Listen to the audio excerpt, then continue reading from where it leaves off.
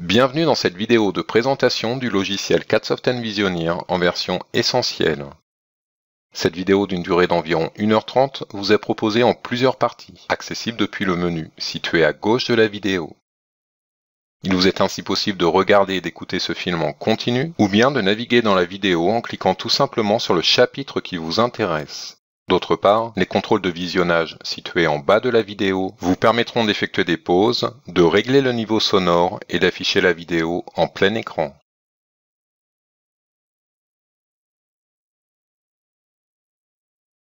Pour activer le multifenêtrage, rendez-vous dans le menu Affichage et choisissez la fonction Fenêtre en cascade.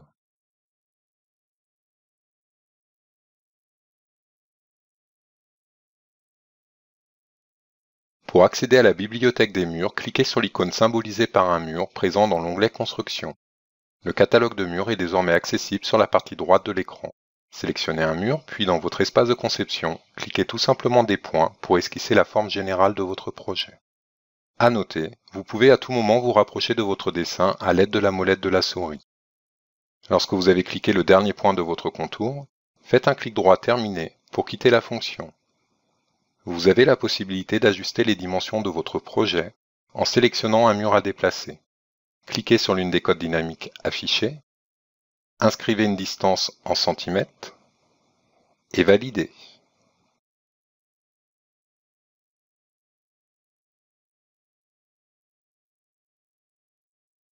Vous pouvez étirer un mur en attrapant à la souris son extrémité et en le déposant tout simplement sur un autre mur.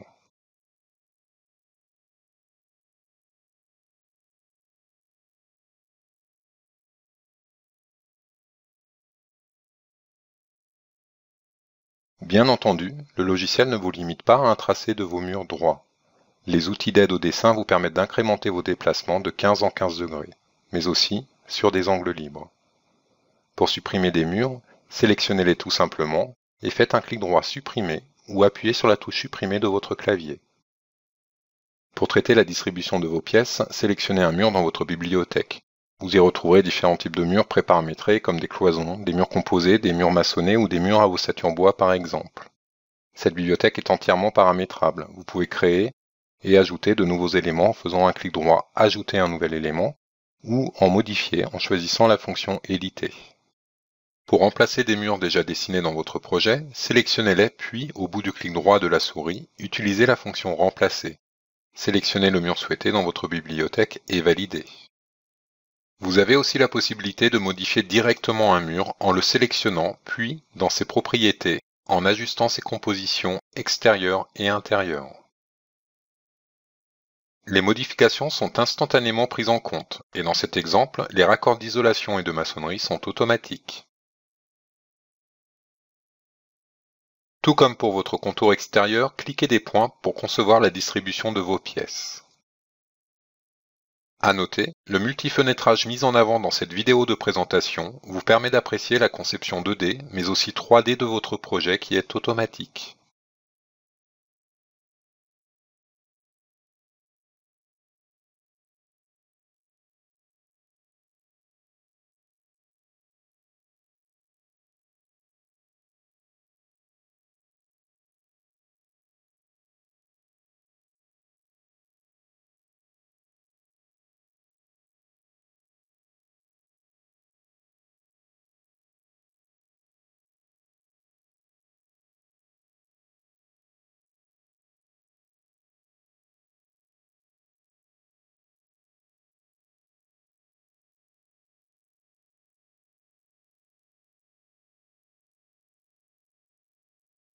Il vous est aussi possible de jouer sur la longueur d'un mur en le sélectionnant et en indiquant la longueur souhaitée. Précisez quelle extrémité du mur doit s'étirer au travers des deux petites flèches situées à droite et validez.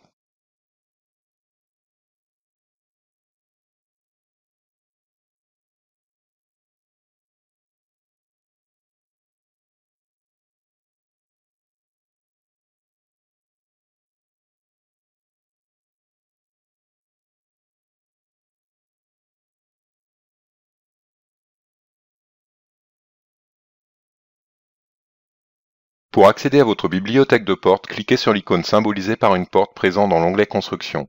Choisissez ensuite une porte dans votre catalogue, puis glissez votre souris sur l'un de vos murs pour la positionner. Cliquez pour l'insérer et validez sa position. Vous pouvez aussi décider d'insérer votre ouverture directement à l'axe d'un mur. Faites un clic droit Insérer à l'axe du mur, positionnez votre souris sur le mur concerné et cliquez pour l'insérer. Vous trouverez différents types de portes en bibliothèque. Vous pouvez bien entendu enrichir cette bibliothèque en créant vos propres types d'ouverture.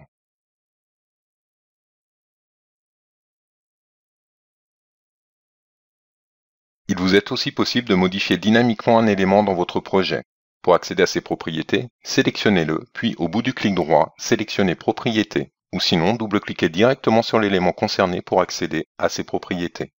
Concernant les portes, vous pouvez modifier ses dimensions, sa composition, son nombre d'ouvrants, ou ses détails de panneaux, entre autres.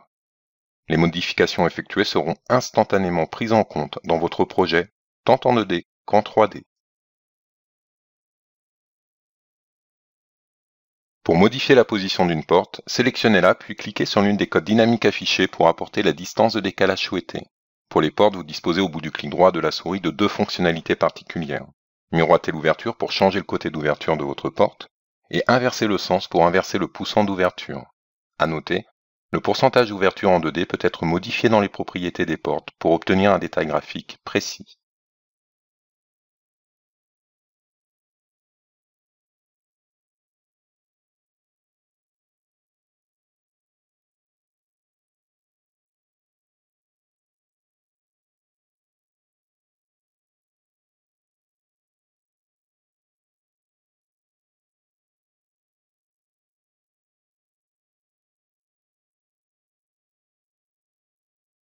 Pour accéder à la bibliothèque de fenêtres, cliquez sur l'icône symbolisée par une fenêtre située dans l'onglet Construction en haut de votre espace de travail. Vous retrouverez en bibliothèque différents types de fenêtres préparamétrées et paramétrables. Sélectionnez une fenêtre dans votre catalogue et tout comme pour les portes, cliquez sur un mur pour l'insérer et valider sa position. Faites un clic droit Insérer à l'axe du mur avant de la cliquer pour la positionner directement sur le milieu d'un mur. Il est bien entendu possible de positionner la même ouverture sur l'ensemble de votre projet, puis de la remplacer par une autre fenêtre depuis votre bibliothèque, ou bien de la modifier dynamiquement, que ce soit sur la 2D ou la 3D. Depuis les propriétés d'une fenêtre, vous avez accès à différentes configurations, comme le type d'ouverture, fixe, à la française ou coulissante par exemple. Vous pouvez modifier ces dimensions en termes de largeur et de hauteur, le nombre de pans ainsi que les sens des ouvrants. Il vous est également possible d'ajouter des pans vitrés supplémentaires sur les côtés, mais aussi en allège ou en imposte. Dans la section Apparence, vous pouvez modifier son aspect. Vous retrouverez entre autres dans la bibliothèque de textures livrée de base avec le logiciel l'ensemble des teintrales. Pour créer une baie coulissante, rien de plus simple. Sélectionnez dans les propriétés de la fenêtre un type d'ouvrant coulissant et indiquez ses dimensions. Comme vous pouvez le constater, les modifications apportées sont instantanées dans votre projet, en 3D comme en 2D. Vous retrouverez au bout du clic droit de la souris l'ensemble des fonctionnalités liées à vos fenêtres, comme par exemple la fonction dupliquer. Tout comme pour les portes, vous pouvez repositionner les éléments fenêtres directement depuis les codes dynamiques affichés. Cliquez sur l'une d'entre elles, indiquez une distance et validez. Pour insérer des finitions au sol de vos pièces, cliquez sur la flèche située à droite de l'icône des planchers. Vous disposez de plusieurs méthodes pour les insérer. La première que nous allons aborder, par pièce, lorsque vous disposez d'un contour fermé. Pour plus de confort, nous vous conseillons de les insérer depuis le mode de vue en plan 2D Designer. Ce mode vous permettra de bien visualiser l'insertion de vos surfaces. Vous trouverez à droite de votre espace de travail la bibliothèque de plancher et notamment des épaisseurs de finition de pièces préparamétrées. Sélectionnez le titre de la pièce par laquelle vous souhaitez commencer et cliquez tout simplement dans votre projet à l'intérieur de la pièce concernée. Lorsque vous ne disposez pas de contour fermé, comme dans cet exemple de projet où nous retrouvons dans un même volume la cuisine, le salon séjour, un dégagement et une entrée, sélectionnez alors la fonction par saisie des points. Vous pourrez ainsi cliquer librement les points qui définiront le contour de votre pièce.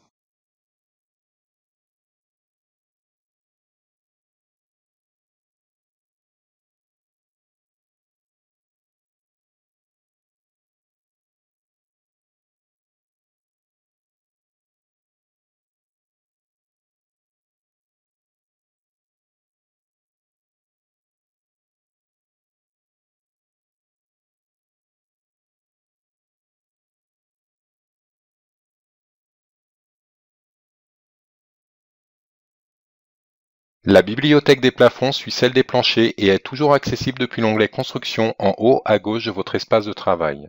Plusieurs méthodes d'insertion vous sont proposées. La méthode la plus employée est celle par saisie des points afin de pouvoir délimiter son contour depuis le nu intérieur de votre structure. Sélectionnez un type de plafond dans le catalogue et appuyez-vous sur les points d'accroche de votre projet pour définir son périmètre. La hauteur sous plafond définie par défaut dans les emplacements du projet est de 2,50 m, mais vous avez la possibilité à tout moment de la modifier en le sélectionnant et au bout du clic droit de la souris en utilisant la fonction Élever. Pour créer une ouverture dans votre plafond, sélectionnez-le et toujours au bout du clic droit de la souris, choisissez Créer un percement. Cliquez ensuite des points pour définir le contour de votre percement.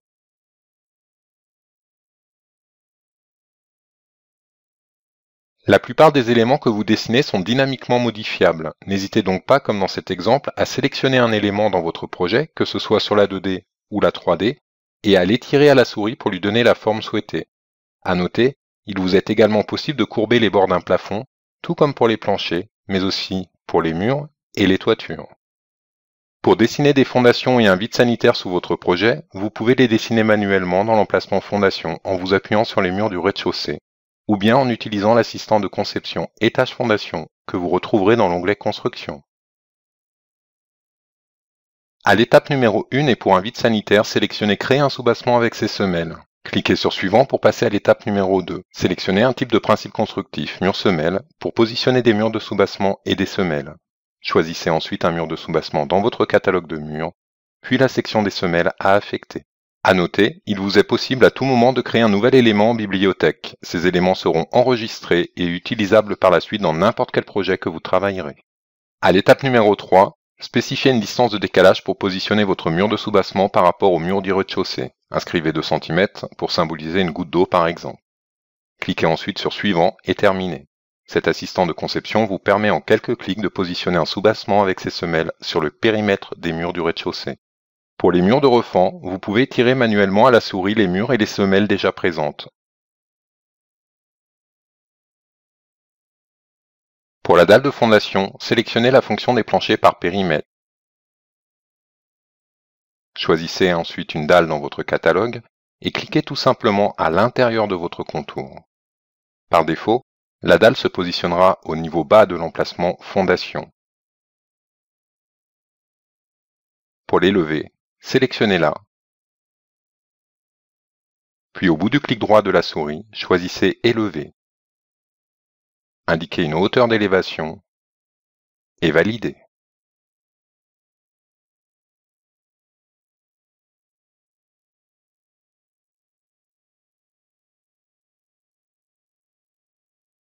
Pour positionner un escalier, cliquez sur l'icône symbolisée par un escalier dans l'onglet Construction. Sélectionnez ensuite un escalier dans votre catalogue et cliquez dans votre projet pour l'insérer. Si vous êtes gêné par les murs ou autres objets attenants à votre escalier, pour effectuer une rotation ou le déplacer précisément, désactivez la fonction d'aide au dessin Collision, située en bas à droite du logiciel.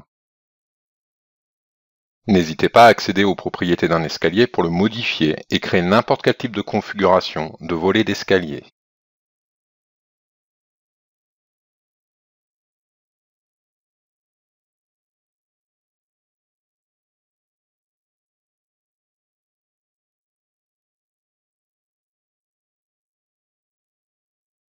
Pour monter un étage, nous allons changer de feuille de dessin et nous positionner à l'étage. Les emplacements de votre projet sont préparamétrés, mais bien entendu modifiables. Comme pour le rez-de-chaussée, sélectionnez un type de mur en bibliothèque, puis cliquez des points en vous accrochant sur les axes de la maçonnerie présente au rez-de-chaussée. Lorsque vous avez cliqué le dernier point de votre contour, faites un clic droit Terminer pour quitter la fonction. À noter, vous disposez de différents modes d'affichage et notamment celui du mode assuré, accessible au travers des 5 petits cubes au bas de votre espace de modélisation. Pour les cloisons intérieures et d'isolation, sélectionnez-les en bibliothèque et esquissez dans votre projet leur position en vous accrochant sur les murs déjà positionnés. Si vous souhaitez modifier un mur de votre projet, modifiez ses propriétés ou remplacez-le tout simplement par un mur déjà présent en bibliothèque, en utilisant la fonction Remplacer au bout du clic droit de la souris.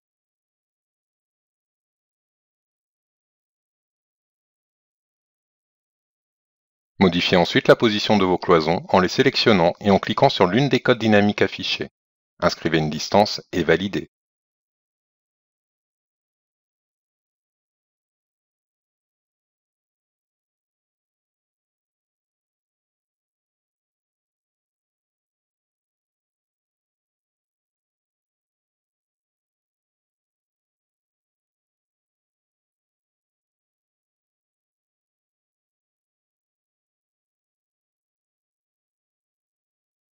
Pour positionner un plancher d'étage, sélectionnez la fonction Plancher par périmètre, puis dans votre catalogue choisissez une épaisseur de dalle et cliquez ensuite à l'intérieur de l'étage.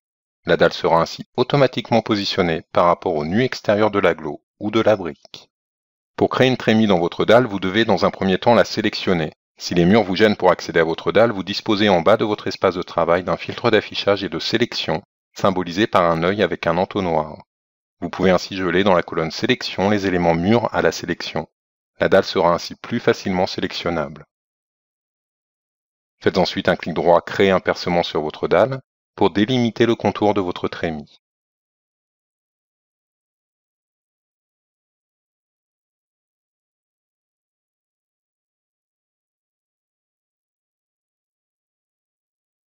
Pour positionner une toiture, rendez-vous sur l'icône symbolisée par une toiture de l'onglet Construction. Choisissez lorsque vous disposez d'un contour de mur fermé la fonction de toit automatique.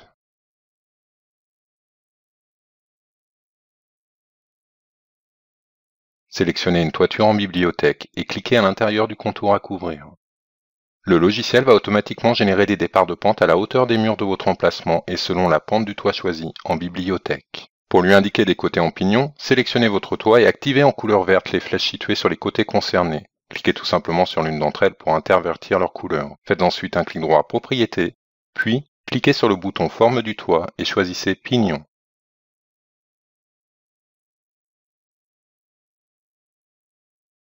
Faites de même pour les côtés en égout, pour modifier éventuellement leur hauteur d'appui. Depuis l'onglet Support et détails, inscrivez une hauteur d'appui sur sablière, validez, et les modifications sont instantanément prises en compte sur votre modèle 3D.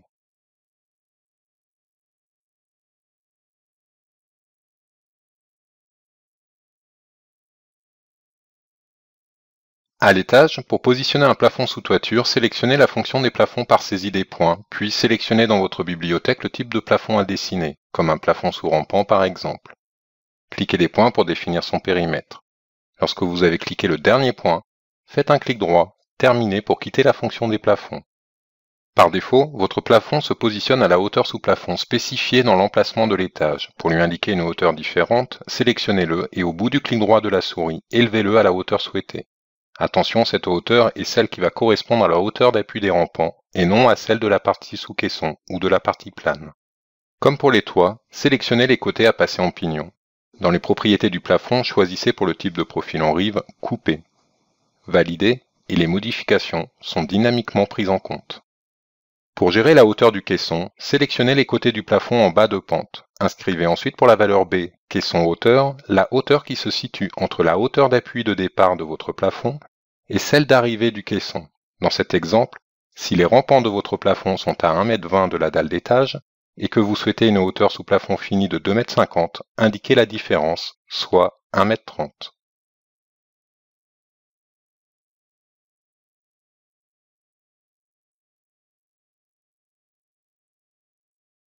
Dans les cas de toit terrasse avec acroterre, nous vous conseillons de les dessiner dans un emplacement différent. Pour créer un nouvel emplacement, cliquez sur l'icône symbolisée par une petite maison située en bas à gauche de la liste des emplacements du projet. Appuyez-vous sur l'emplacement de l'étage pour créer un nouvel emplacement, que vous pouvez renommer acroterre par exemple. Cela vous permettra de dessiner les différents éléments au même niveau que l'étage. Sélectionnez ensuite un mur en bibliothèque et cliquez des points pour définir leur position.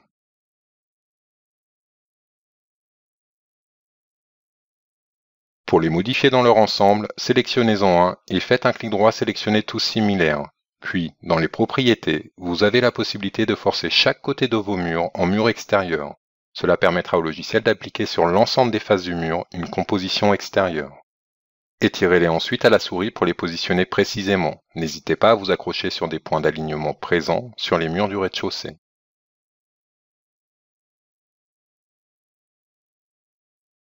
Pour modifier la hauteur de vos murs d'acrotère, rendez-vous dans l'onglet Base et sommet, puis choisissez pour le sommet du mur Niveau réel. Précisez ensuite la hauteur de l'acrotère souhaitée et validez.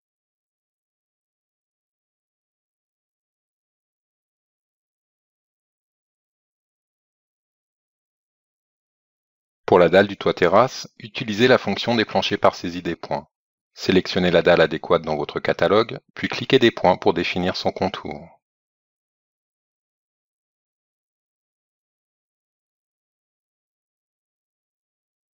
Si vous souhaitez symboliser une surface en pente, sélectionnez la fonction des surfaces située à droite des fonctionnalités des toits. Choisissez une surface en bibliothèque et cliquez des points pour définir son périmètre, en commençant par cliquer les 2 premiers points qui définiront le bas de la pente d'écoulement. Faites un clic droit terminé lorsque vous avez cliqué le dernier point. Dans cette boîte de dialogue, indiquez 2 valeurs connues pour définir la position en élévation et la pente de votre surface d'étanchéité. Par exemple, 1% pour la pente, verrouillez cette valeur pour la conserver, et 10 cm pour le point bas. Le point haut sera ainsi automatiquement calculé.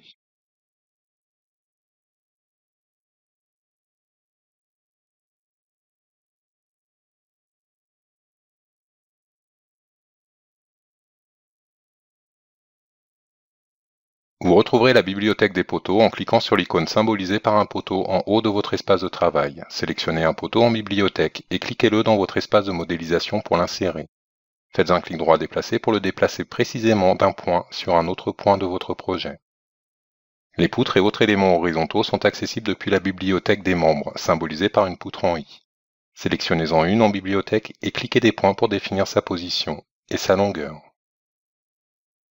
Pour la rallonger ou la raccourcir, tirez simplement sur l'une de ses extrémités et relâchez la souris jusqu'à sa position finale.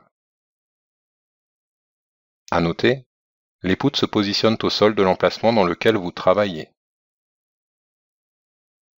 Pour les élever, rien de plus simple. Sélectionnez au bout de votre élément la fonction Élever. Indiquez une hauteur et validez.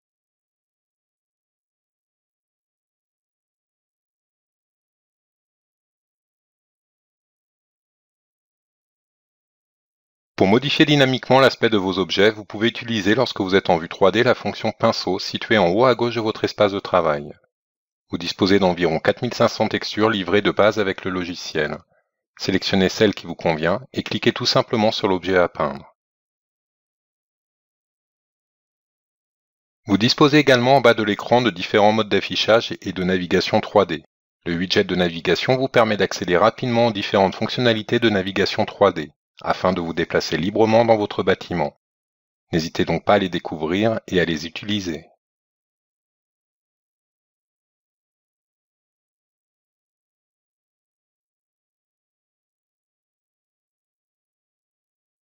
Si vous souhaitez réaliser un mur en pente, sélectionnez-le et au travers de ses propriétés, dans l'onglet Base et sommet, sélectionnez pour son comportement en partie haute, pente. Vous pouvez ainsi indiquer librement une hauteur sur l'une des extrémités et une hauteur différente sur la seconde. À noter, les extrémités A et B sont repérées par un repère de couleur que vous retrouverez sur votre objet 3D. Pour positionner des balustrades et mains courantes sur un escalier, sélectionnez la fonction des balustrades automatiques. Choisissez un modèle en bibliothèque et cliquez sur l'une des marches de votre escalier pour l'insérer. Le balancement est automatique. Sélectionnez le cas échéant les balustrades à transformer en main courante et remplacez-les par la main courante de votre choix. À noter, il vous est bien entendu possible de créer des balustrades différentes et de les personnaliser afin de vous constituer votre propre bibliothèque. Pour les dessiner à l'étage, positionnez-vous dans l'emplacement étage, puis sélectionnez la fonction balustrade par saisie des points. Choisissez ensuite votre balustrade en bibliothèque et cliquez des points dans votre projet. Faites un clic droit terminé pour quitter la fonction. Vous retrouverez la bibliothèque de fenêtres de toit depuis la liste déroulante des fonctions de toiture située en haut de votre espace de travail. Le catalogue fourni intègre des dimensions standards. Vous pouvez encore une fois l'alimenter à l'infini. Sélectionnez un modèle et cliquez-la tout simplement à l'emplacement souhaité. Pour la déplacer, sélectionnez-la et déplacez-la naturellement à la souris.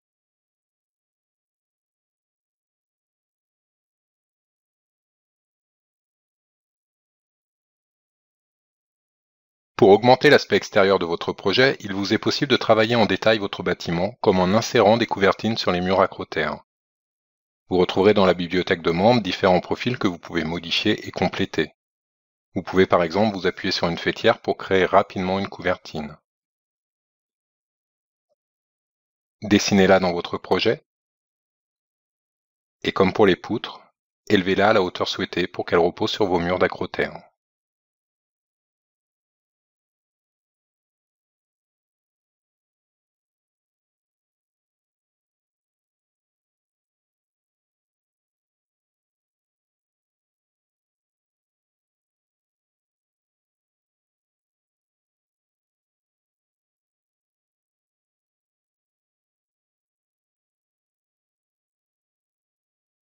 Vous retrouverez les chéneaux et les gouttières dans la bibliothèque de membres du logiciel.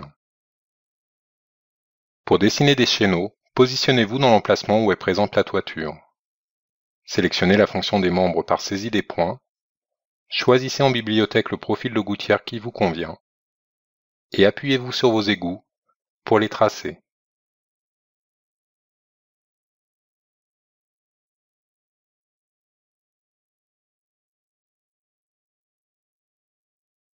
Utilisez la fonction déplacer au bout du clic droit de la souris pour les positionner précisément, ou bien les flèches du clavier pour les déplacer de centimètre en centimètre. Utilisez la fonction élever, toujours au bout du clic droit de la souris, pour les mettre à la bonne altitude.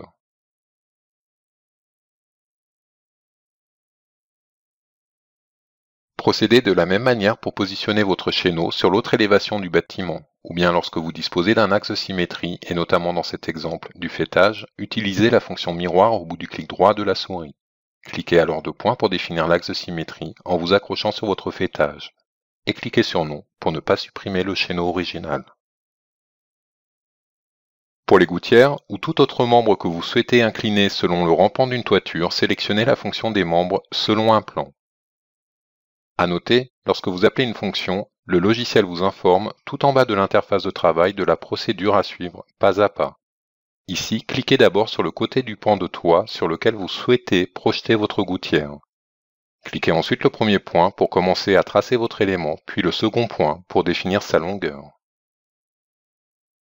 Faites un clic droit Déplacer pour le positionner précisément sur le bord de votre toiture. Par défaut, la fonction des membres selon un plan projette automatiquement votre membre sur le point haut de la toiture. Vous pouvez cependant ajuster son élévation au travers de la fonction élever. Attention, votre membre dispose déjà d'une hauteur d'élévation. Déduisez de cette valeur la hauteur que vous souhaitez retirer.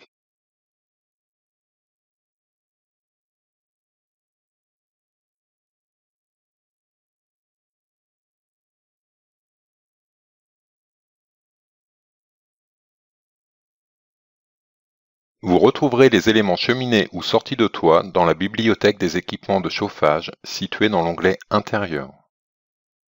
La bibliothèque fournie avec le logiciel contient de base des sorties de toit préparamétrées au standard français. Sélectionnez une sortie de toit dans votre catalogue et cliquez-la dans votre projet pour l'insérer.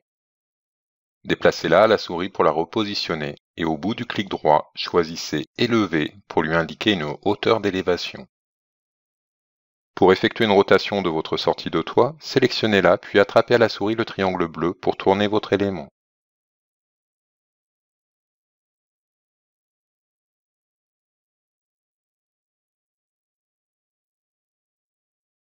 Vous retrouverez les objets de type descente d'eau pluviale dans la bibliothèque des sanitaires située en haut dans l'onglet Intérieur. Vous y retrouverez des descentes de paix déjà préparamétrées et paramétrables au travers d'un module de configuration dédié. Sélectionnez le type de descente d'eau pluviale souhaité et cliquez là dans votre projet pour l'insérer. Effectuez une rotation de votre objet à la souris au travers du triangle bleu. Déplacez-le à la souris au travers du carré bleu. Puis au bout du clic droit de la souris, accédez à ses propriétés pour modifier ses dimensions.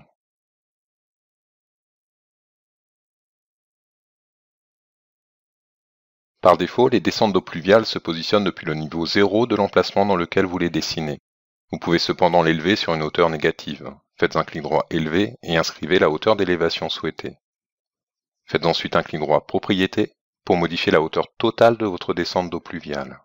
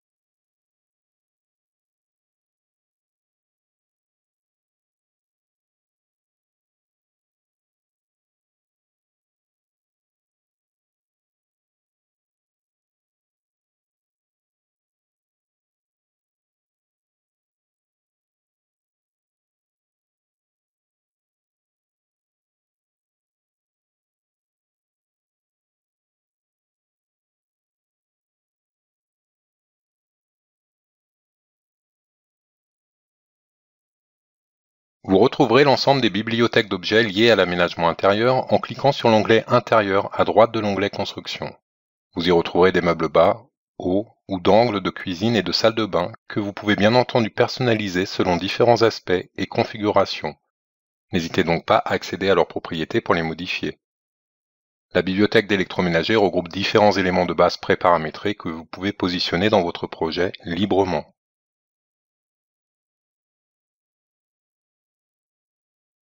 Une bibliothèque d'objets d'électrovidéo est également présente, ainsi que du mobilier intérieur regroupé par usage de pièces.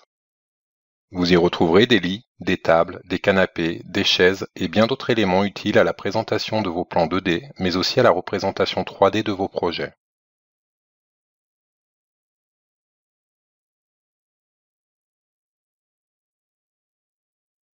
Cette bibliothèque d'objets moderne et complète est bien entendu livrée de base avec le logiciel.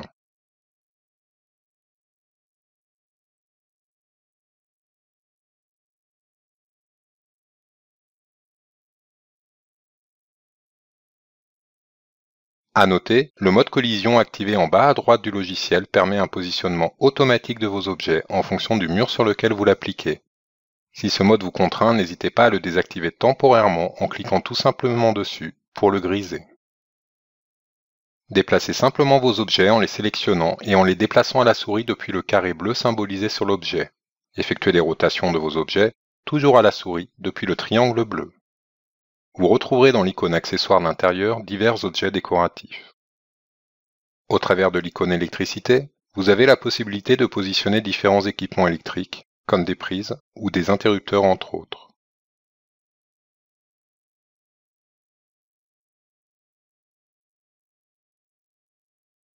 Pour positionner un luminaire, cliquez sur l'icône des luminaires. Choisissez-en un dans votre bibliothèque.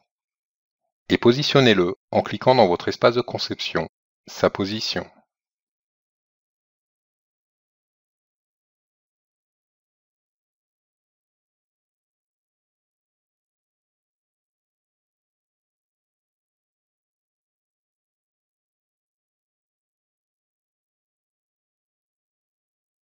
Vous pouvez schématiser la liaison d'un luminaire avec des interrupteurs depuis la fonction câblage. Cliquez tout simplement des points pour relier vos équipements entre eux.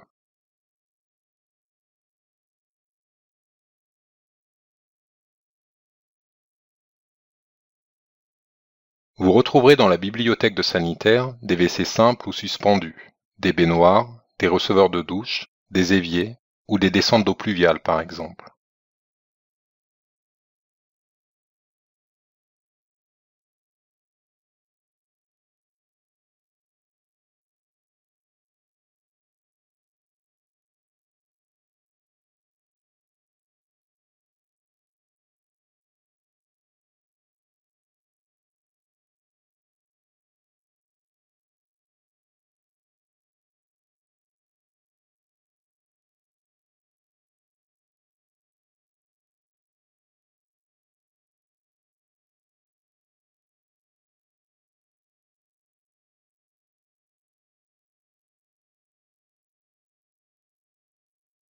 La bibliothèque d'éléments fluides regroupe les cheminées, les sorties de toit, les groupes aérothermes ou les objets liés à la ventilation, entre autres.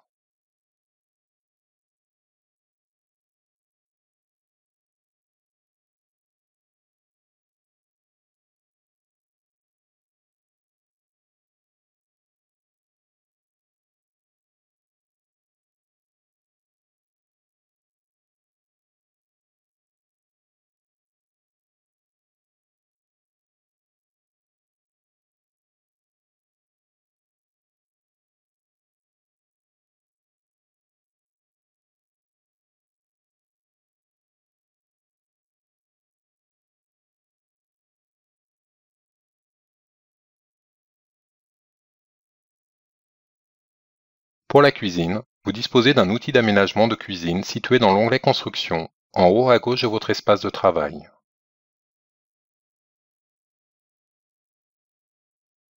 Sélectionnez dans un premier temps la forme générale d'aménagement souhaitée, puis la position des différents éléments électroménagers et sanitaires. Choisissez le type de meuble à utiliser et son orientation lorsque vous l'aurez au bout de la souris. Positionnez enfin votre cuisine en vous calant sur l'un des angles de votre pièce. Cliquez et jouez sur sa portée en déplaçant votre souris sur un autre angle. Cliquez pour valider. Il vous sera bien entendu plus facile de positionner dans un premier temps une cuisine sur une vue 2D, mais la puissance du logiciel vous permet également de la positionner directement en 3D, comme dans cet exemple. Chaque meuble positionné est désormais indépendant, vous pouvez donc en supprimer manuellement, ou bien les modifier dynamiquement depuis leurs propriétés.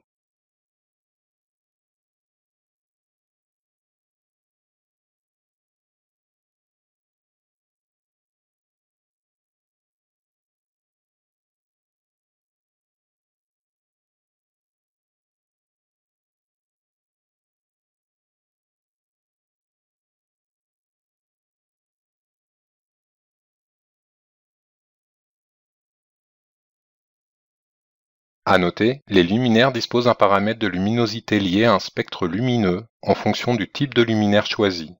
La luminosité artificielle de votre projet se retrouve ainsi dynamique et elle sera reprise fidèlement au travers du moteur de rendu pour réaliser des images de représentation 3D réalistes. À tout moment, que ce soit en 2D ou en 3D, chaque objet est modifiable. Double-cliquez sur l'un d'entre eux et comme pour cette fenêtre, passez en quelques clics d'une baie coulissante à un œil de bœuf.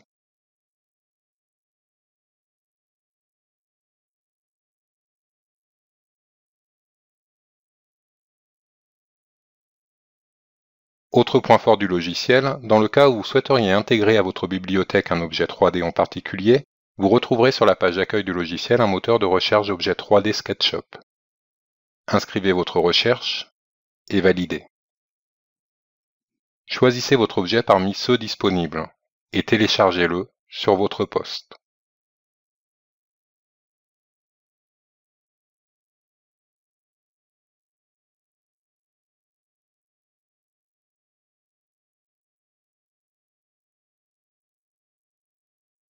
Pour intégrer l'objet téléchargé depuis Internet, positionnez votre souris dans la rubrique de la bibliothèque concernée. Faites un clic droit Ajouter un objet depuis un fichier. Parcourez votre poste de travail pour récupérer votre téléchargement et valider. Outre les objets SketchUp, vous avez la possibilité d'importer des objets 3D au format DWG et 3DS, mais aussi de récupérer des textures au format JPEG, PNG et BMP entre autres. À noter, même importés, les objets que vous récupérez sont encore modifiables en termes de dimension et d'aspect. Ces nouveaux objets resteront dans votre bibliothèque pour tous vos projets, sauf si bien entendu, vous les supprimez.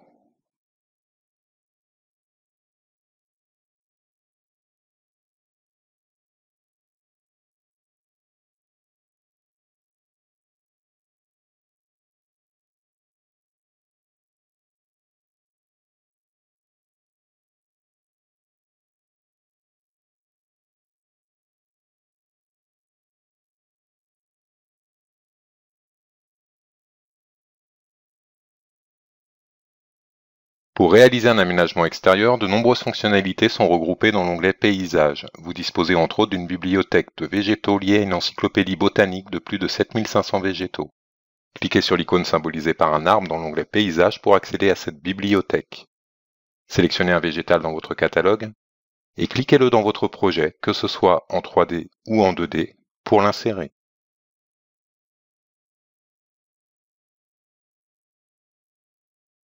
L'encyclopédie botanique liée à cette bibliothèque vous permet notamment d'ajouter des végétaux selon leur zone géographique dans le monde, mais aussi selon leur nature. Elle vous permet également de simuler des variations de croissance et saisonnières. Pour cela, rendez-vous sur le dernier icône des outils paysagers et au travers de la liste déroulante, sélectionnez Variations saisonnières pour simuler l'aspect de vos végétaux en fonction d'une date dans l'année. En changeant de date, vous visualiserez instantanément leur comportement saisonnier.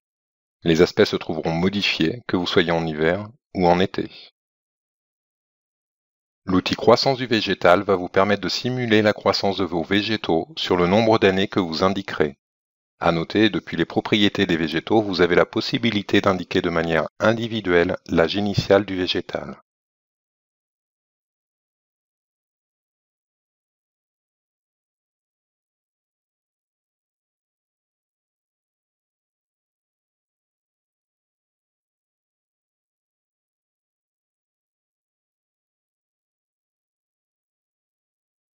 La fonction remplissage contient une bibliothèque de surfaces de remplissage liée au terrain. Vous y retrouverez des surfaces de terre et d'eau entre autres. Une bibliothèque de clôture est également présente pour matérialiser des grillages, des clôtures bois ou béton par exemple. Cliquez tout simplement des points dans votre projet pour les tracer.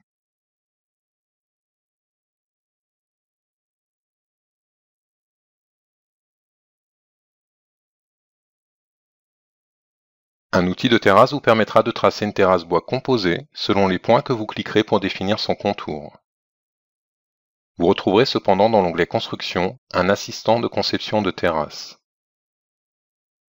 Sélectionnez dans un premier temps une terrasse dans votre bibliothèque et encore une fois il vous est possible de compléter cette bibliothèque en paramétrant un type précis de terrasse.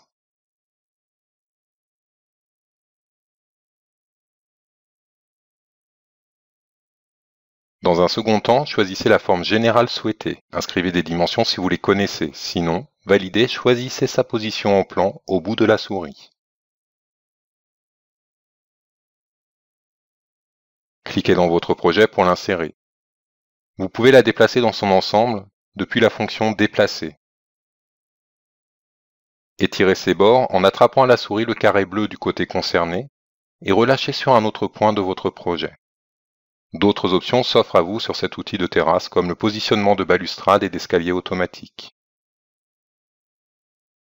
Les bibliothèques d'objets extérieurs comportent également des arroseurs et des luminaires. Comme pour les luminaires intérieurs, les spectres lumineux sont associés à des fichiers d'éclairage en fonction de leur type. Ils seront donc différents si vous choisissez un luminaire au sol ou en applique sur un mur. Parmi les autres objets extérieurs, vous retrouverez du mobilier pour positionner des tables de jardin par exemple, mais aussi des accessoires extérieurs dans lesquels vous retrouverez des voitures. À noter, comme pour l'aménagement intérieur, il vous est possible d'importer des objets 3D au format SketchUp, DWG ou 3DS pour alimenter votre bibliothèque. De plus en plus de fournisseurs comme Maison du Monde ou Ikea proposent gratuitement leur mobilier sur leur moteur de recherche d'objets 3D Google SketchUp.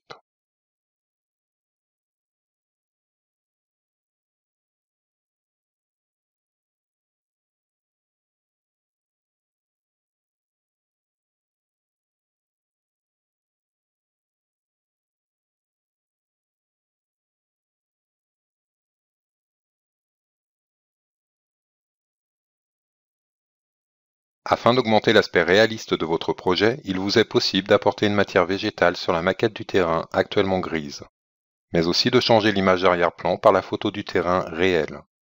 Cela permettra entre autres d'anticiper la réalisation de l'intégration sur site de votre projet pour un permis ou une demande de travaux. L'aspect du terrain ainsi que l'image arrière-plan sont modifiables depuis les paramètres du logiciel, accessibles dans le menu Paramètres en haut de votre espace de travail.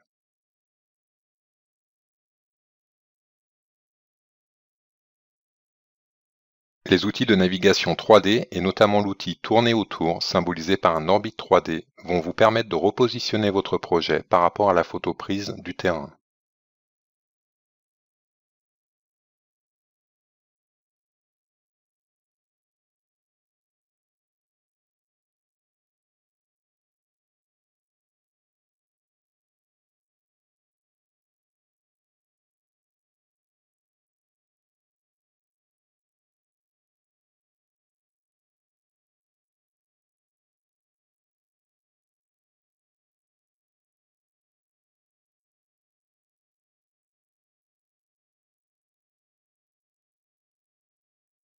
Pour vérifier la position du bâtiment par rapport aux contraintes parcellaires, il vous est possible d'importer le fichier PDF récupéré directement depuis le site internet cadastre.gouv. Utilisez pour cela la fonction « Importer un fichier PDF ». Sélectionnez le fichier PDF sur votre poste de travail, puis dans l'assistant d'importation, indiquez l'échelle à laquelle vous l'avez demandé sur le site du cadastre.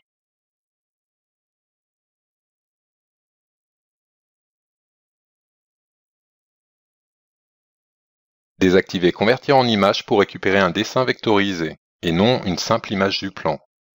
Réduisez ou augmentez le pourcentage d'estompage. Enfin, cliquez sur « Fenêtre saisir » pour saisir la zone que vous souhaitez importer. Cliquez ensuite sur « Insérer » et cliquez-le dans votre projet pour le positionner. Utilisez les fonctions déplacer et rotation pour l'adapter précisément à la position de votre bâtiment.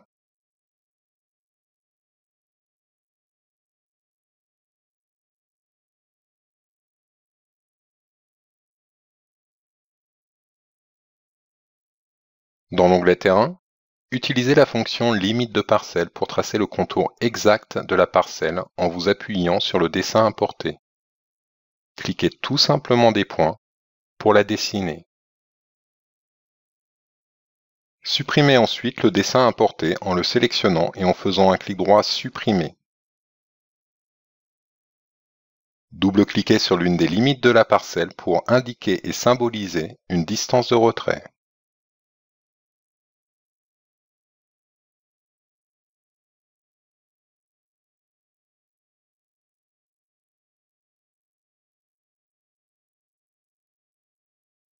Sélectionnez votre parcelle et au bout du clic droit, choisissez Propriétés. Cochez la case Découper automatiquement le terrain. La maquette terrain 3D va se découper automatiquement par rapport au tracé de votre parcelle.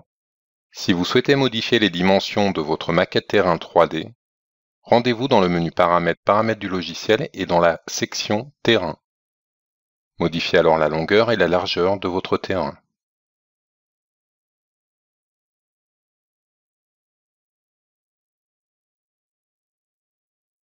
Vous retrouverez dans l'onglet Terrain différents outils qui vont vous aider à travailler le relief du terrain sur lequel va reposer votre bâtiment. Le premier outil va vous permettre de créer des buttes et des trous étalés ou pentus selon une hauteur donnée. Inscrivez les valeurs souhaitées, validez et cliquez un point sur votre terrain pour le positionner. L'outil Talus et tranchées est similaire au premier outil que nous venons de voir. La différence majeure est qu'au travers de cet outil, vous allez pouvoir définir une portée plus importante, directement à la souris, en cliquant sur votre terrain, un premier point de départ et un second pour définir sa portée. L'outil plateforme va vous permettre, comme son nom l'indique, de réaliser une plateforme selon une hauteur, un degré d'étalement au bord de la plateforme et un contour que vous allez définir en cliquant des points sur votre terrain.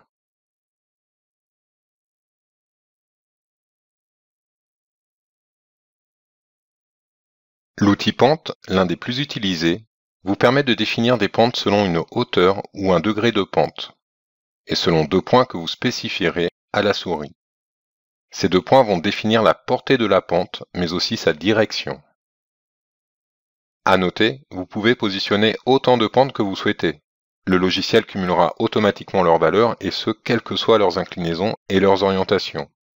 Comme vous pouvez le constater, les végétaux épousent parfaitement le relief du terrain, et c'est le cas pour la plupart des éléments extérieurs que vous positionnerez, comme par exemple des chemins, des revêtements au sol, des terrasses bois, ou même du mobilier extérieur associé au terrain.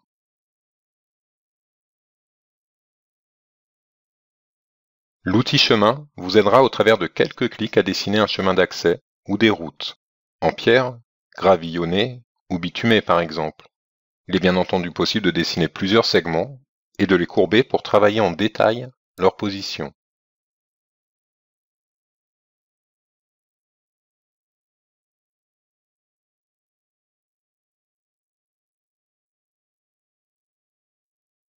La fonction revêtement va vous permettre de délimiter des zones sur votre terrain en leur attribuant différents aspects comme de la terre, du sable, des aspects de pelouse ou d'eau par exemple.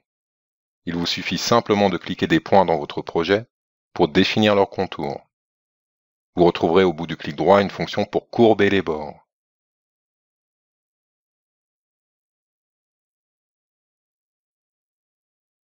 Vous disposez également d'un outil de mur de soutènement et de limite de parcelles que nous avons vu dans une vidéo précédente.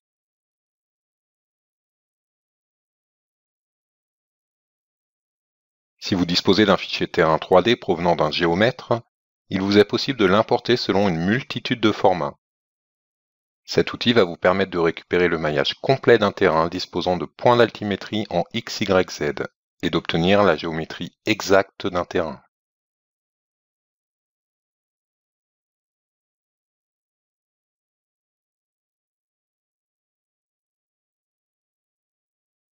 Que ce soit sur un terrain importé ou sur un terrain que vous avez travaillé dans le logiciel Envisioneer, vous avez la possibilité d'ajouter manuellement des points de niveau.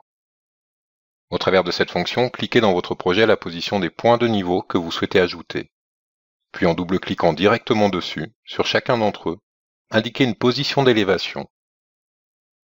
En fonction de votre maillage, le logiciel positionnera ainsi automatiquement les courbes de niveau associées à ces points.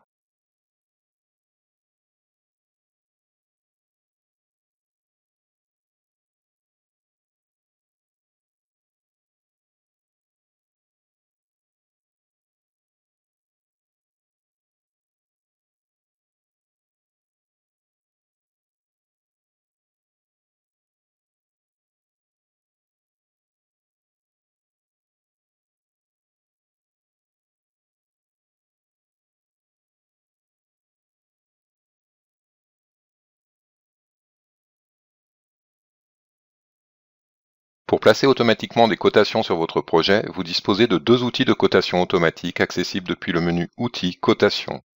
La fonction cotation extérieure automatique cotera automatiquement l'ensemble des éléments présents en façade. La fonction cotation intérieure automatique vous permettra au travers d'une ligne de coupe définie par deux points que vous cliquerez dans votre projet de coter l'ensemble des éléments qui seront présents sur cette ligne.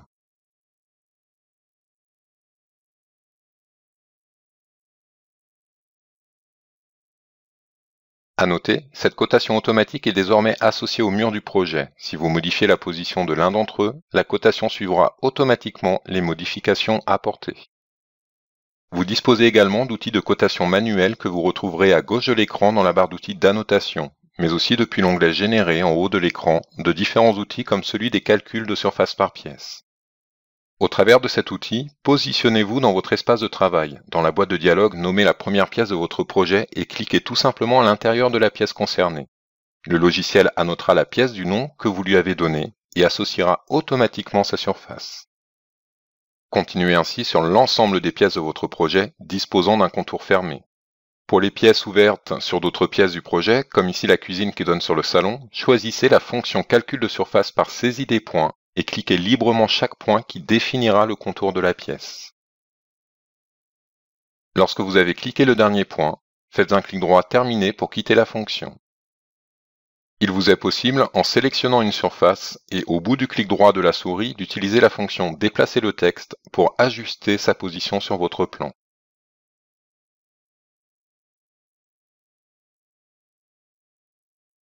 Toujours depuis l'onglet Générer, vous retrouverez d'autres outils utiles à la présentation de vos plans, comme l'outil Tableau de surface qui synthétisera dans un tableau l'ensemble des pièces que vous avez disposées avec leur surface. Il est également possible de positionner des tableaux de portes et de fenêtres. Ces tableaux listeront l'ensemble des ouvertures du niveau dans lequel vous travaillez et les annotera en plan au travers d'une marque de repère pour faciliter leur relation avec vos tableaux.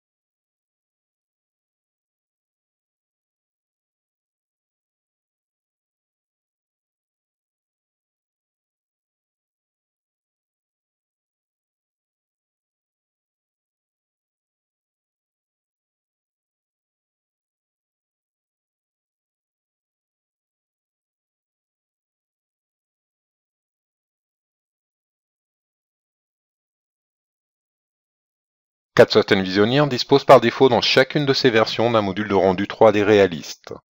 Ce module vous étonnera quant à la facilité de production d'images de haute qualité. À noter, le moteur de rendu est accessible uniquement depuis une vue 3D caméra. Positionnez un point de vue depuis l'outil Caméra 3D.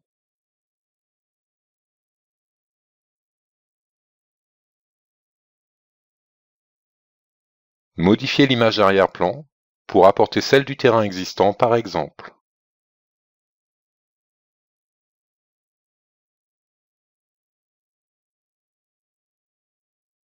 Repositionnez votre projet si besoin à l'aide des outils de navigation 3D.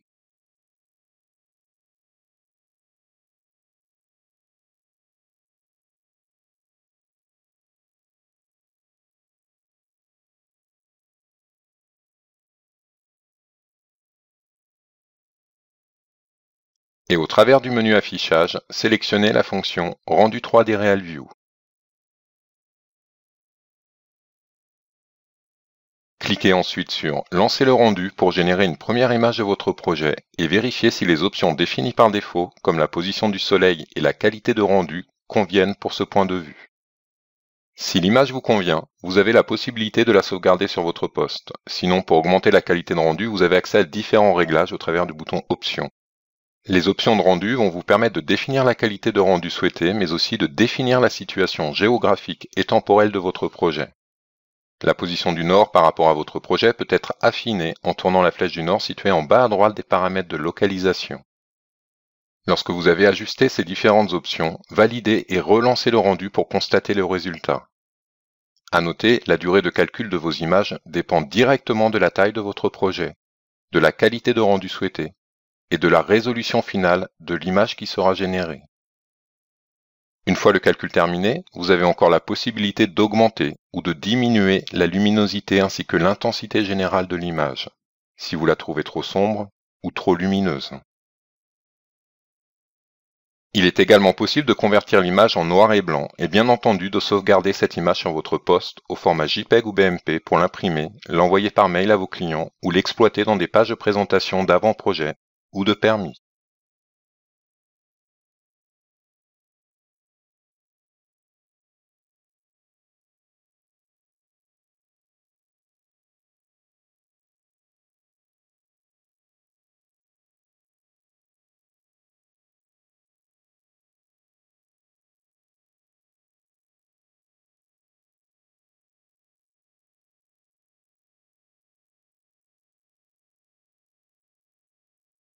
Afin de vérifier et de valider les nouvelles exigences de la RT 2012, nous allons envoyer le modèle 3D conçu au travers du logiciel Cadsoft Envisioneer dans le logiciel Archiwizard.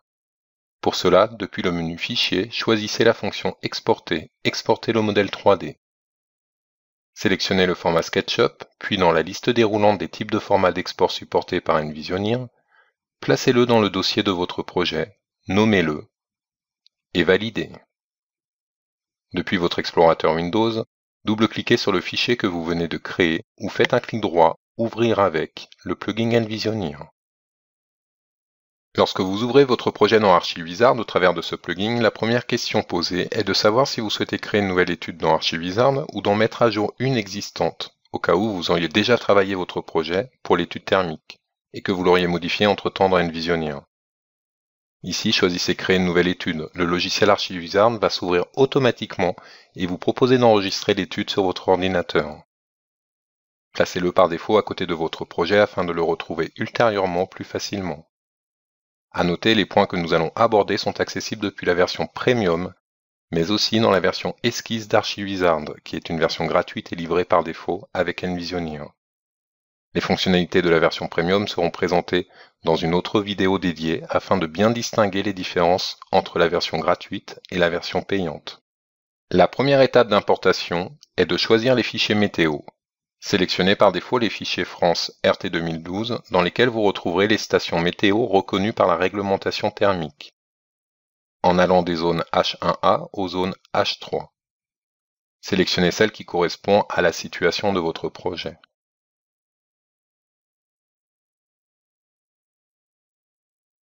La seconde étape d'importation correspond au choix d'une configuration de bâtiment, et notamment un choix très important, L'usage du bâtiment. Pour de l'individuel ou du collectif, des bibliothèques Envisionir sont déjà pré-paramétrées dans Archiwizard. Pour d'autres usages, vous retrouverez une liste d'usages pris en compte par la réglementation thermique RT 2012. Dans le cas de notre projet, nous allons sélectionner la bibliothèque Envisionir pour du logement individuel de type maçonné. L'intérêt de cette bibliothèque est qu'elle contient des parois déjà pré-paramétrées en détail. Il vous est bien entendu possible de créer vos propres bibliothèques de composition de parois, de les importer et de les conserver dans Archiwizard pour gagner du temps dans vos études. La troisième étape va vous permettre de sélectionner directement depuis le modèle 3D que vous avez conçu dans Envisionir les composants qui vous intéressent et d'ajuster le cas échéant leur nature.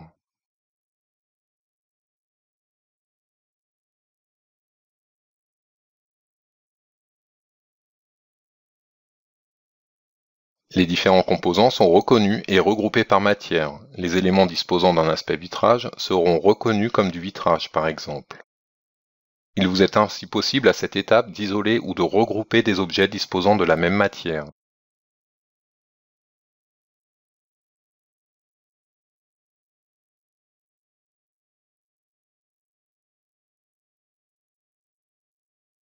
Comme ici, les gouttières et les descentes d'eau pluviale que vous pouvez passer dans le groupe environnement par exemple.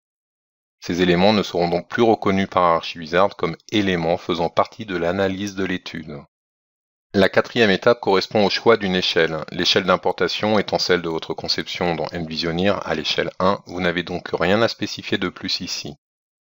Cliquez sur OK pour ouvrir le projet dans la fenêtre de prévisualisation 3D d'Archiwizard, à l'intérieur de laquelle vous pouvez naviguer autour du projet et vous positionner comme vous le souhaitez. Vous retrouverez au bas de l'écran un bandeau d'informations qui vous donne différentes informations sur le bâti. Parmi ces informations, vous retrouverez le pourcentage de vitrage selon chacune des expositions. Il est donc nécessaire de préciser l'orientation du bâtiment afin d'obtenir des pourcentages cohérents. Pour modifier l'orientation de votre bâtiment, positionnez-vous dans un premier temps en vue de dessus. Et dans les propriétés du bâtiment, accessible dans la petite maison située en haut à gauche, nous allons modifier l'orientation du bâtiment directement à la souris en choisissant un angle d'orientation par rapport au nord. Une fois cette opération réalisée, vous constaterez que l'ensemble des pourcentages d'exposition ont été mis à jour en temps réel, au travers du bandeau situé en bas de votre écran.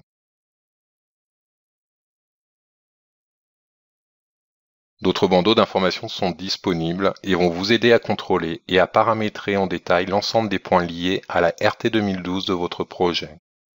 Dans le bandeau des définitions des besoins, vous retrouverez les besoins du projet sur 5 postes. Le besoin en chauffage, le besoin en climatisation, le besoin en éclairage, le besoin en eau chaude sanitaire et enfin le besoin en clim. À savoir, dans un premier temps, les 3 paramètres qui nous intéressent le plus sont les besoins en chauffage, le besoin en clim et le besoin en éclairage. Ces 3 éléments définissent directement le BBio au sens réglementaire. Pour affiner ces résultats, le premier paramétrage que nous allons utiliser touche directement la composition des volumes de votre bâtiment.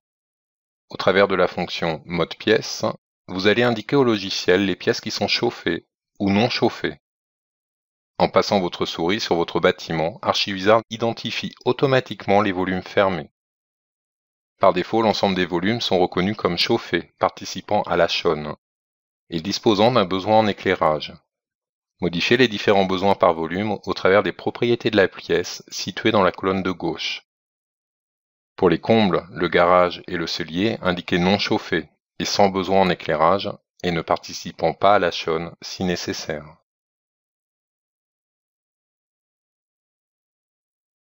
Une fois le paramétrage de vos pièces effectué, nous allons passer aux positions des différentes parois du projet. À noter, les parois sont regroupées automatiquement en fonction des statuts des pièces que vous avez spécifiées. Cette reconnaissance automatique de type de paroi permet d'identifier les parois déperditifs par exemple, pour les parois situées entre une pièce chauffée et non chauffée ou en contact avec l'extérieur.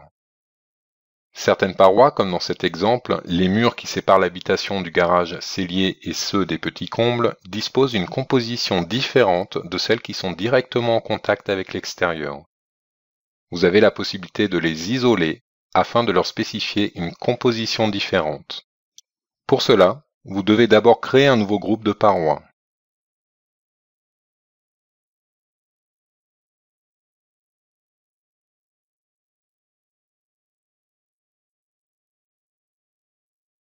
Sélectionnez ensuite à la souris les parois concernées pour les ajouter à votre nouveau groupe.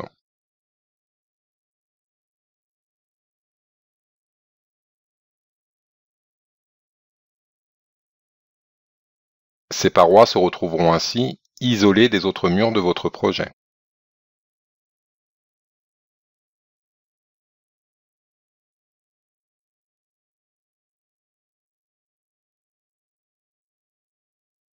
Vous allez donc pouvoir leur affecter une composition différente depuis les bibliothèques de murs et d'isolants, comme par exemple de murs non isolés, en plâtre et de type alvéolaire. Pour les affecter à votre groupe de murs, glissez simplement à la souris la composition choisie et déposez-la sur vos parois. Vous pouvez constater à gauche de l'écran les nouvelles propriétés affectées. Il est bien entendu possible de personnaliser ces compositions préparamétrées en ajoutant par exemple un isolant depuis votre catalogue. Sélectionnez-le tout simplement et glissez-le dans le schéma de la composition de votre paroi situé à gauche de votre écran.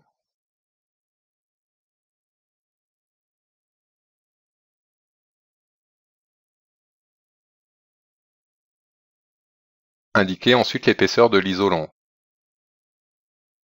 Notez aussi l'incidence immédiate sur les différents indicateurs présents au bas de l'écran.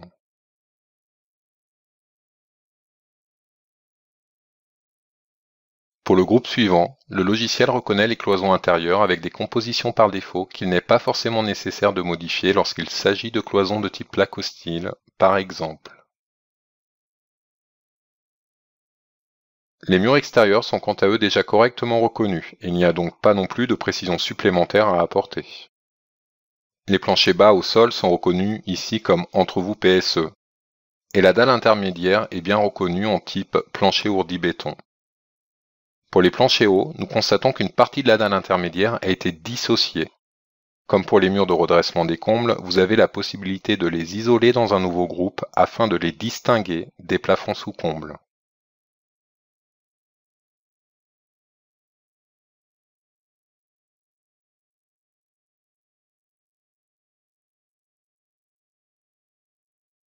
Une fois les éléments sélectionnés et ajoutés au nouveau groupe, vous avez la possibilité d'affecter et de récupérer la même composition de dalles que celle utilisée dans le plancher d'étage.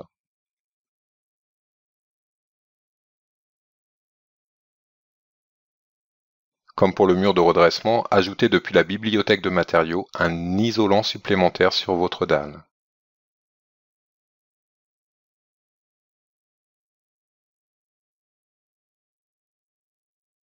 À noter, si vous ne connaissez pas le nom de l'isolant, vous pouvez indiquer un isolant par défaut. Dans le cas contraire, vous avez la possibilité de piocher directement dans les bibliothèques complémentaires de fournisseurs.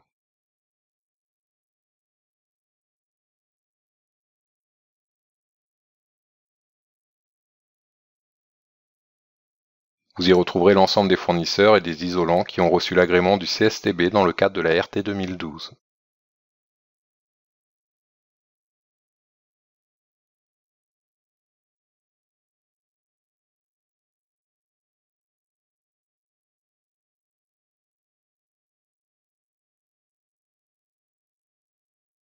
Vous pouvez, comme dans ce cas, modifier dynamiquement l'épaisseur d'un isolant, comme 30 cm par exemple.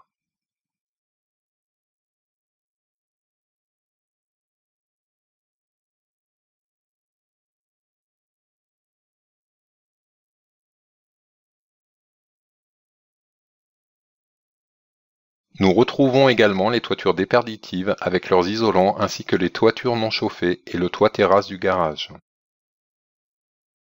Autre point important à vérifier et à traiter, les baies.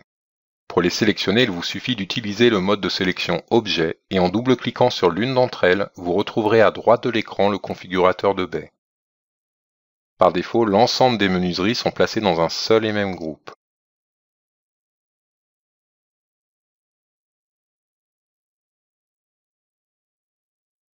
Vous avez cependant la possibilité de créer de nouveaux groupes, comme un groupe de portes, isolé, un groupe pour les portes intérieures et un groupe pour les Velux.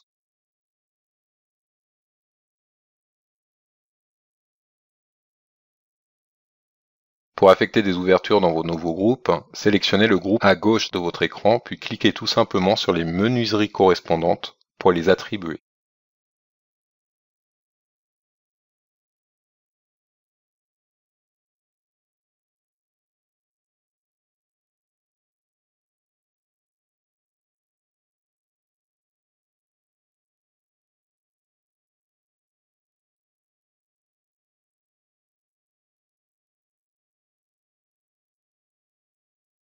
Pour les portes intérieures, vous disposez pour faciliter leur sélection d'un mode de coupe 3D dynamique.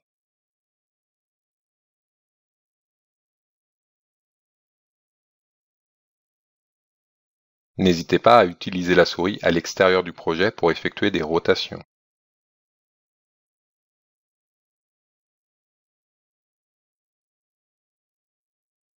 Lorsque les menuiseries sont regroupées, nous allons pouvoir appliquer la même composition à l'ensemble des menuiseries contenues dans un même groupe, en choisissant des compositions depuis la bibliothèque.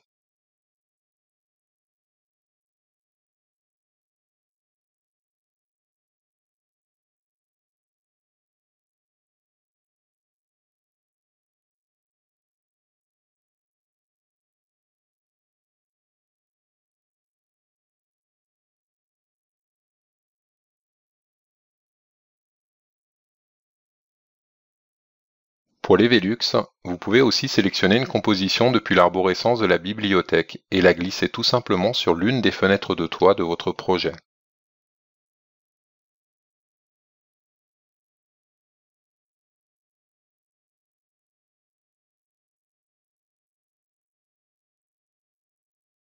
À noter, le logiciel vous propose automatiquement de l'appliquer sur l'ensemble du groupe auquel elle appartient.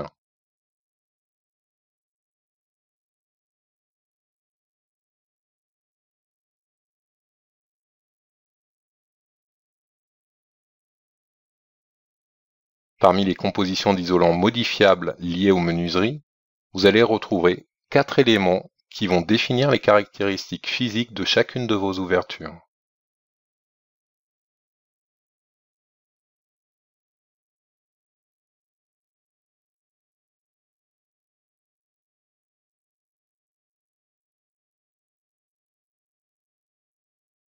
Nous pouvons modifier ainsi l'un de ces composants en le sélectionnant depuis la bibliothèque d'isolants, avec un simple vitrage par exemple, et le glisser sur l'une des menuiseries.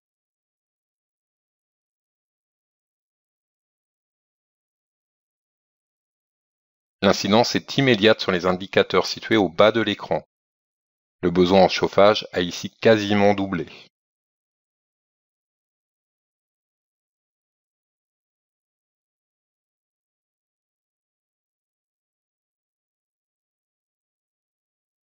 En passant sur le bandeau des exigences RT 2012, nous retrouvons 3 exigences complémentaires au Bébio qui doivent être inférieures au Bébio Max. À savoir le ratio de surface de baie qui doit être supérieur à 1/6 de la surface habitable, mais aussi 2 valeurs limites en termes de pont thermique. La moyenne de l'ensemble des ponts thermiques du projet qui doit être inférieure à 0,28 et le pont thermique maximum en façade qui doit être supérieur à 0,6. Nous constatons ici que la valeur ne passe pas et elle est indiquée en rouge. Dans le cas de projets maçonnés, isolés par l'intérieur, il va falloir utiliser pour corriger cette valeur des rupteurs de pont thermique. Pour ce faire, nous allons passer dans la partie bâti et pont thermique. En sélectionnant ce groupe, vous visualiserez instantanément les différents ponts thermiques que le logiciel a automatiquement positionnés et déterminés en 3D.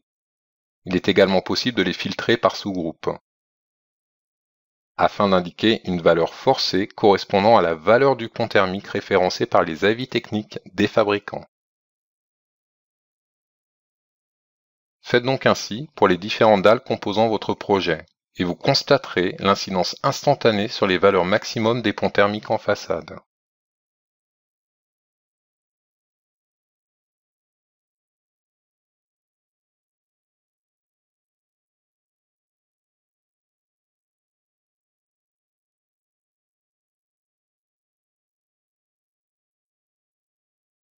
Une fois l'ensemble de ces caractéristiques thermiques renseignées, vous disposez d'un autre bandeau au bas de l'écran, celui de l'estimation du BBIO, afin de procéder à un calcul de la version esquisse.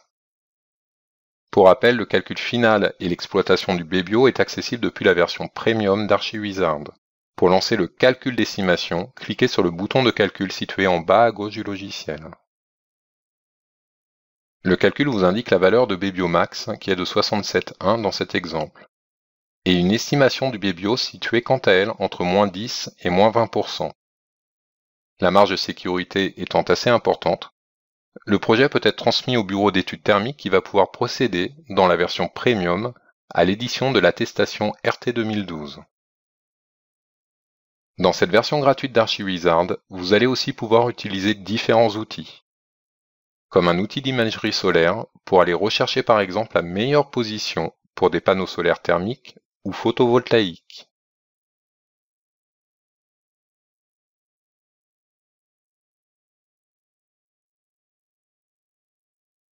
Une carte d'éclairage est également accessible, vous permettant d'observer la répartition de l'éclairage dans chacune des pièces de votre projet.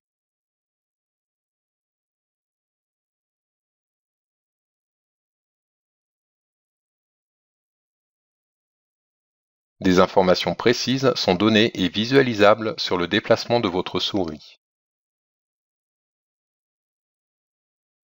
Vous obtiendrez ainsi des valeurs en lux précises pour une date et une heure donnée. Toutes ces informations sont automatiquement classées dans des tableaux de synthèse. Ce tableau est consultable dans la version gratuite d'ArchiWizard, mais les rapports détaillés de ces résultats sont imprimables uniquement depuis la version Premium.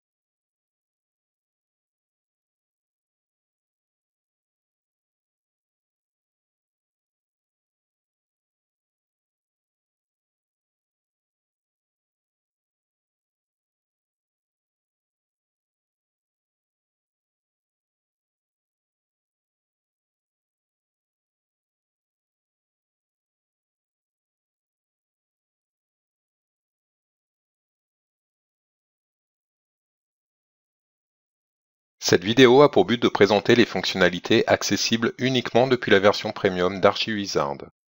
Pour présenter ces fonctionnalités supplémentaires, nous allons charger l'étude réalisée depuis la version Esquisse d'ArchiWizard.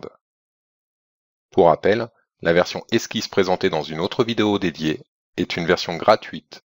La version Premium que nous allons voir dans cette vidéo est une version payante du logiciel ArchiWizard. Comme vous pouvez le constater, l'étude réalisée depuis la version Esquisse s'ouvre sans aucune perte de travail dans la version Premium.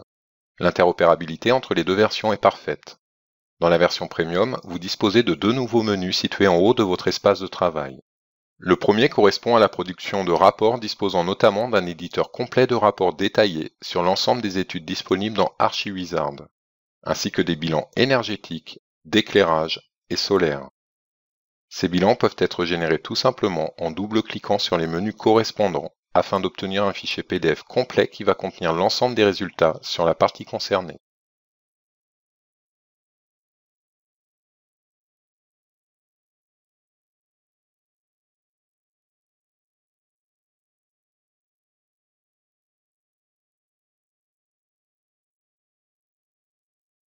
Le second menu de cette version complète va vous permettre d'accéder à un menu dédié à la création d'études réglementaires RT 2012.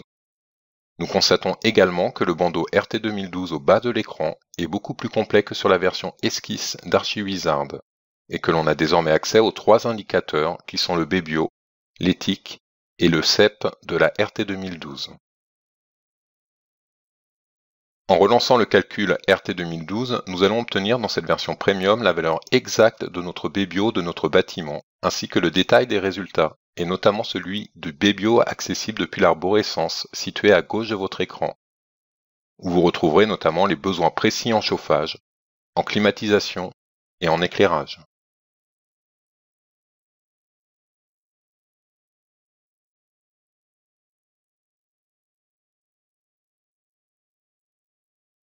Les autres indicateurs du bandeau n'ont pas encore été actualisés, étant donné qu'aucun équipement n'a encore été spécifié, mais que nous spécifierons plus tard. Le récapitulatif BBIO est accessible au travers d'un double clic afin d'obtenir un fichier PDF que l'on va pouvoir imprimer et éventuellement fournir au client. Ce fichier PDF rassemble l'ensemble des paramètres d'entrée du moteur de calcul et les résultats ainsi obtenus par la réglementation thermique 2012.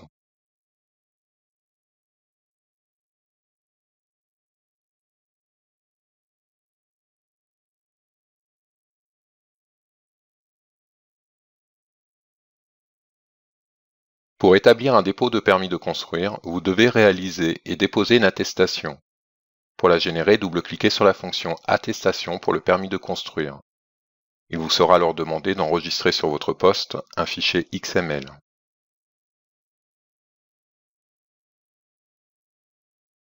Rendez-vous ensuite sur le site internet rt-bâtiment.fr et connectez-vous sur votre compte, que vous pouvez créer gratuitement si vous n'en possédez pas.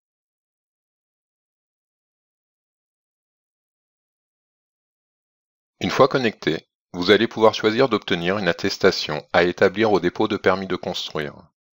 Cliquez sur le bouton de l'attestation concernée, puis importez le fichier XML d'ArchiWizard que vous venez d'enregistrer sur votre poste. L'importation s'effectue en quelques secondes et vous retrouverez dans cette page web une nouvelle ligne à la date d'aujourd'hui concernant votre étude RT2012, où il vous suffira de venir compléter certaines informations, telles que le nom du représentant du maître d'ouvrage et les références cadastrales.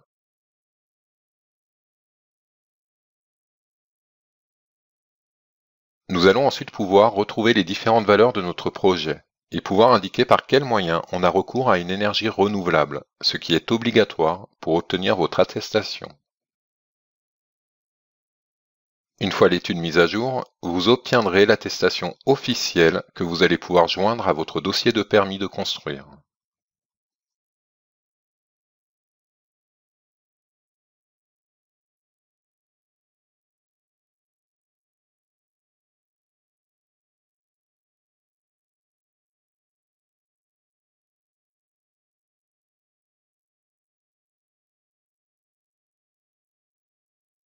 Maintenant que nous avons pu établir notre attestation BBIO pour le permis, nous allons pouvoir procéder à une étude complète RT2012 telle que celle nécessaire pour l'attestation de fin de travaux, en actualisant les valeurs de température intérieure conventionnelle et de consommation rapportée à l'énergie primaire de notre bâtiment. Pour cela, nous allons devoir détailler les équipements utilisés dans notre projet. Vous allez pouvoir vous appuyer sur une bibliothèque d'équipements très complète fournie avec le logiciel, qui va nous laisser le choix entre différents ensembles d'équipements qui vont nous permettre de préparamétrer notre projet. Dans les équipements pour maison individuelle, vous retrouverez comme ensemble d'équipements une chaudière plus plancher chauffant par exemple. Ici avec une énergie gaz et une chaudière, ainsi qu'une VMC double flux. Glissez simplement cet ensemble d'équipements dans votre étude à droite de l'écran. Votre liste d'équipements se retrouve ainsi mise à jour avec l'ensemble des éléments conseillés. Maintenant que tous ces équipements sont précisés pour ce projet, vous allez pouvoir réactualiser votre étude RT2012 afin d'obtenir les valeurs de température intérieure conventionnelle ainsi que de consommation rapportée en énergie primaire.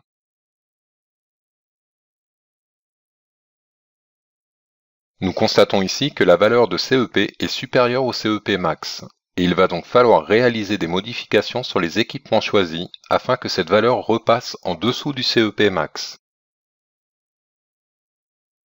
Nous pouvons ici par exemple choisir une chaudière plus puissante afin de respecter cette exigence. Depuis la bibliothèque, vous retrouverez d'autres types de chaudières, et pour cet exemple, nous allons choisir un autre modèle, comme une chaudière à gaz à condensation, avec chauffage et ECS.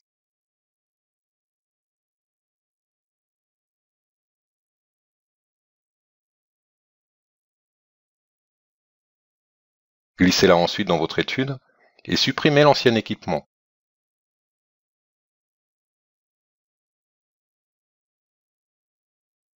Vérifiez ensuite l'incidence de cette modification en actualisant une nouvelle fois votre calcul. Cette fois, le CEP du projet est bien en dessous du CEP max, et l'ensemble des valeurs présentes étant valides au vu de la RT 2012, nous allons pouvoir continuer notre étude en commençant par générer le récapitulatif standardisé d'études thermiques, autrement appelé R7, qui est généré simplement à l'aide d'un double clic. Le fichier PDF ainsi généré synthétise l'ensemble des résultats de votre étude thermique RT 2012, ainsi que les données d'entrée du moteur de calcul.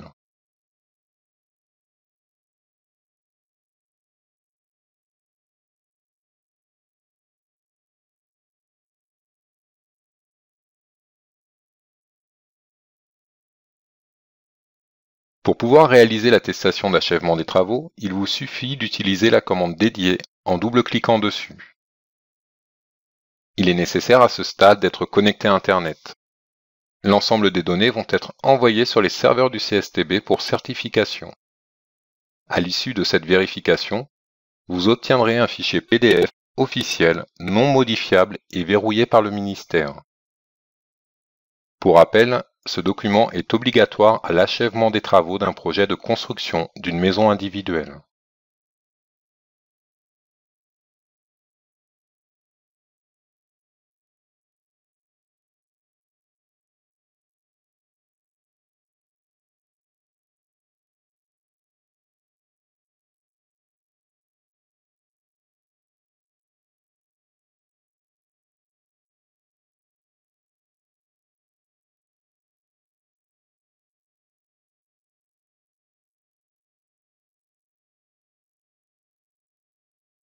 En plus de ces fonctionnalités réglementaires d'Archivizard, la version Premium vous donne accès à un certain nombre d'outils experts qui vont vous permettre d'une part de calculer les déperditions de votre bâtiment pour pouvoir ajuster au mieux la puissance de vos équipements de chauffage, d'eau chaude sanitaire et de ventilation. Dans l'arborescence située à gauche de l'écran, vous retrouverez des tableaux de déperdition pièce par pièce pour l'ensemble de votre projet lié au chauffage et à la ventilation.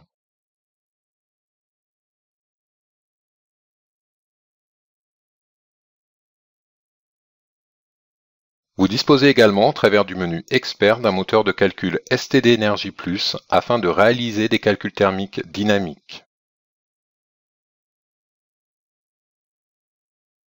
Nous allons pouvoir ici créer une nouvelle simulation en quelques clics, en choisissant la durée d'étude avec un calcul réalisé toutes les heures, pendant une année, et à partir du 1er janvier par exemple.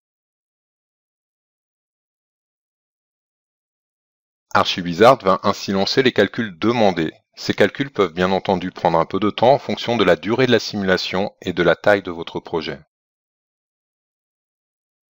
Ce calcul vous permettra d'observer l'incidence de l'ensemble des paramètres et des éléments de votre projet utilisés en thermique.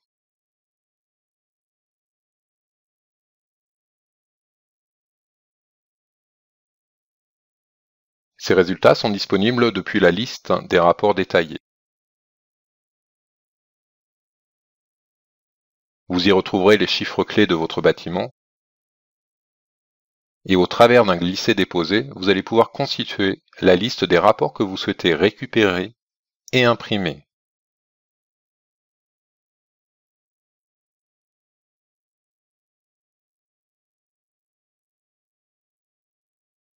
À noter, la pertinence et les détails des études STD Energy Plus que nous venons de réaliser, comme pour la répartition des températures intérieures dans notre bâtiment, sur tous les mois de l'année, ainsi que les températures opératives intérieures.